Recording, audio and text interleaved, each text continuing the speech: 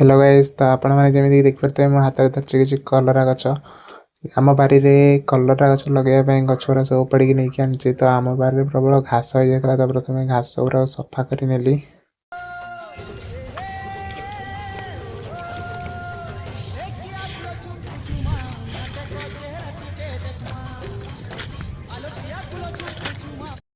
घास सफा कर सारा पर दा साहाଯ୍य किसी गात खोलीदेली।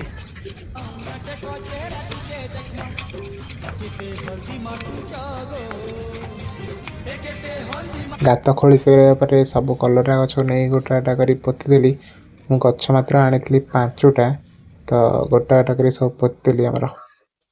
तो मो भाया कौ मैंने निज निज बारी में सब गछ लगे भल पाओ कमेंट मध्यम जनइब। कलरा गछ बड़ हेल्ले मुझे निश्चिंत भाव आपन को देखी भिडियो तो से पर्यटन मो चैनल को फॉलो कर रखु। यहाँ आज ब्लॉग तो रोचे नमस्कार।